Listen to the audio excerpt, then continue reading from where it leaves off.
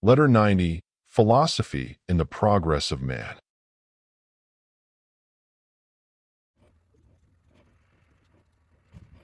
Who can doubt, my dear Lucilius, that life is the gift of the immortal gods, but that living well is the gift of philosophy? Hence the idea that our debt to philosophy is greater than our debt to the gods, in proportion as a good life is more of a benefit than mere life, would be regarded as correct, were not philosophy itself a boon which the gods have bestowed upon us. They have given the knowledge thereof to none, but the faculty of acquiring it they have given to all. For if they had made philosophy also a general good, and if we were gifted with understanding at our birth, wisdom would have lost her best attribute, that she is not one of the gifts of fortune. For as it is, the precious and noble characteristic of wisdom is that she does not advance to meet us, that each man is indebted to himself for her, and that we do not seek her at the hands of others. But the first men and those who sprang from them, still unspoiled, followed nature, having one man as both their leader and their law, entrusting themselves to the control of one better than themselves. For nature has the habit of subjecting the weaker to the stronger. Even among the dumb animals, those which are either biggest or fiercest hold sway. It is no weakling bull that leads the herd. It is one that has beaten the other males by his might and his muscle. In the case of elephants, the tallest goes first. Among men, the best is regarded as the highest. That is why it was to the mind that a ruler was assigned. And for that reason the greatest happiness rested with those peoples among whom a man could not be the more powerful unless he were the better. For that man can safely accomplish what he will who thinks he can do nothing except what he ought to do. Accordingly, in that age which is maintained to be the Golden Age, Posidonius holds that the government was under the jurisdiction of the wise. They kept their hands under control and protected the weaker from the stronger. They gave advice, both to do and not to do. They showed what was useful and what was useless. Their forethought provided that their subjects should lack nothing. Their bravery warded off dangers. Their kindness enriched and adorned their subjects. For them ruling was a service, not an exercise of royalty. No ruler tried his power against those to whom he owed the beginnings of his power, and no one had the inclination or the excuse to do wrong, since the ruler ruled well and the subject obeyed well, and the king could utter no greater threat against disobedient subjects than that they should depart from the kingdom. But when once vice stole in and kingdoms were transformed into tyrannies, a need arose for laws, and these very laws were in turn framed by the wise. Solon, who established Athens upon a firm basis by just laws, was one of the 7 men renowned for their wisdom. Had Lycurgus lived in the same period, an 8th would have been added to that hallowed number 7. The laws of Zaleucus and Charondas are praised.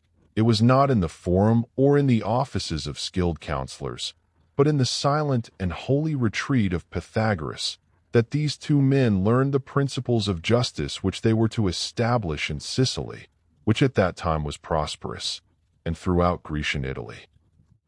Up to this point I agree with Posidonius, but that philosophy discovered the arts of which life makes use in its daily round I refuse to admit, nor will I ascribe to it an artisan's glory. Wisdom's seat is higher. She trains not the hands, but is mistress of our minds. Would you know what wisdom has brought forth to light, what she has accomplished? It is not the graceful poses of the body, or the varied notes produced by horn and flute, whereby the breath is received and, as it passes out or through, is transformed into voice. It is not wisdom that contrives arms, or walls, or instruments useful in war. Nay, her voice is for peace, and she summons all mankind to concord. It is not she, I maintain, who is the artisan of our indispensable implements of daily use. Why do you assign to her such petty things? You see in her the skilled artisan of life. The other arts, it is true, Wisdom has under her control, for he whom life serves is also served by the things which equip life. But wisdom's course is toward the state of happiness. Thither she guides us. Thither she opens the way for us. She shows us what things are evil and what things are seemingly evil. She strips our minds of vain illusion.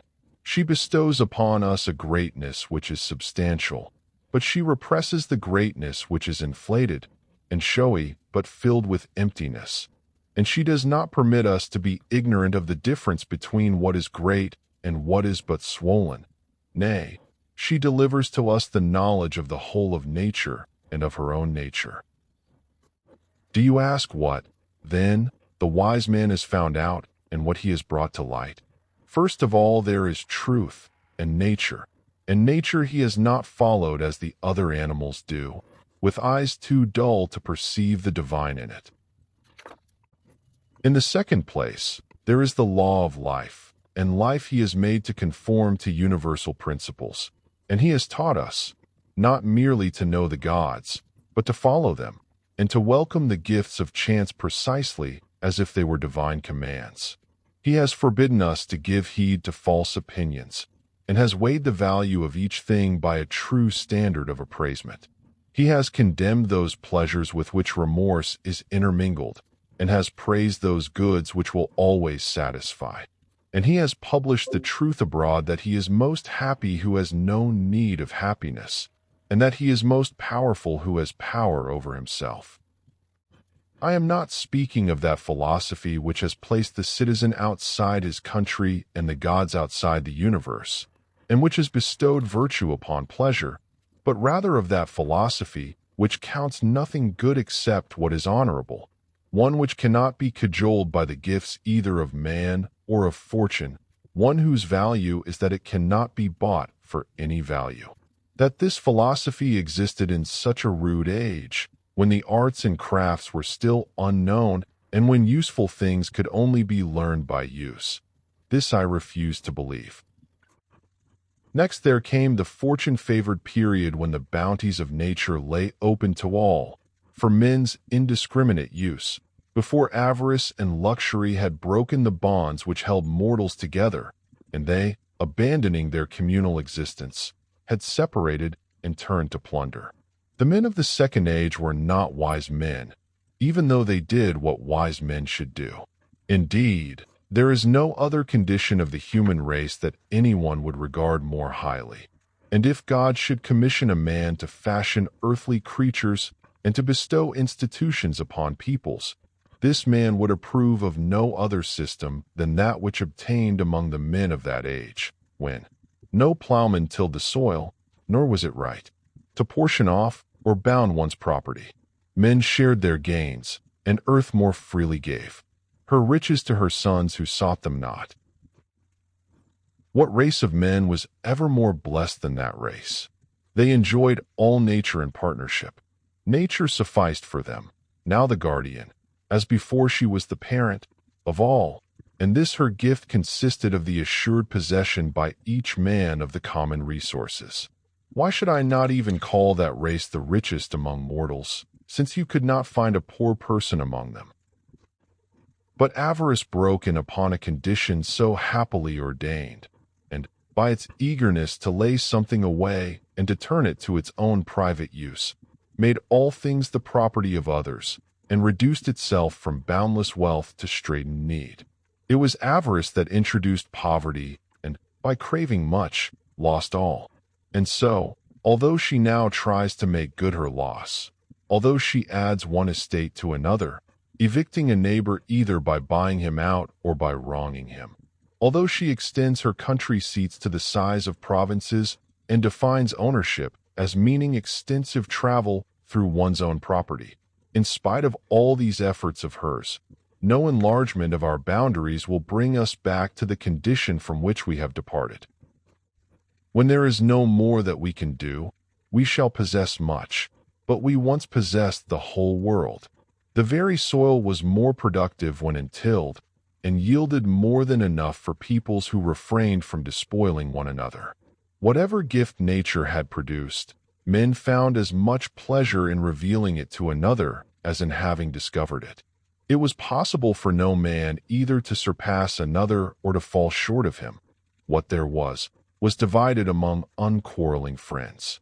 Not yet had the stronger begun to lay hands upon the weaker. Not yet had the miser, by hiding away what lay before him, begun to shut off his neighbor from even the necessities of life. Each cared as much for his neighbor as for himself. Armor lay unused, and the hand, unstained by human blood, had turned all its hatred against wild beasts.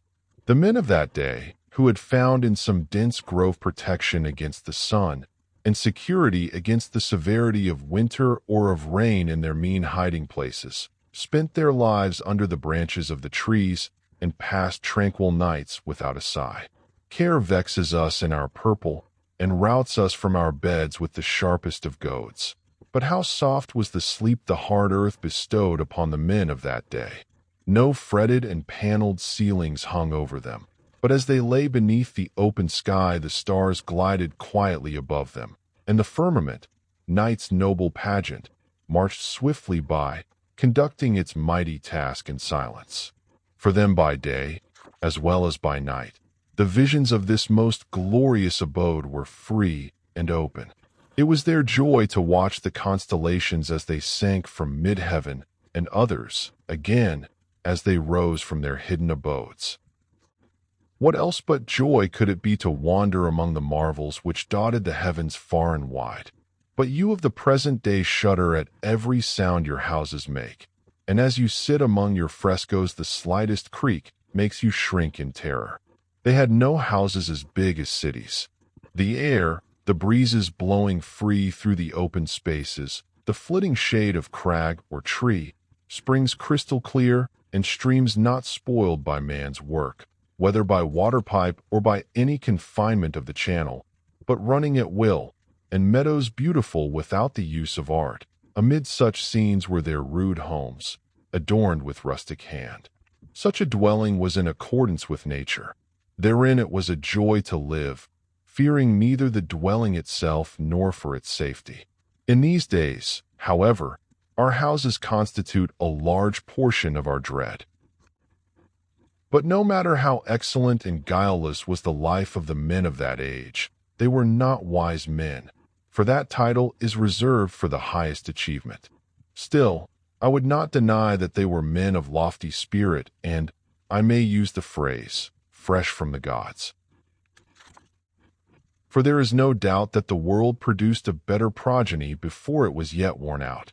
However, not all were endowed with mental faculties of highest perfection, though in all cases their native powers were more sturdy than ours and more fitted for toil. For nature does not bestow virtue. It is an art to become good.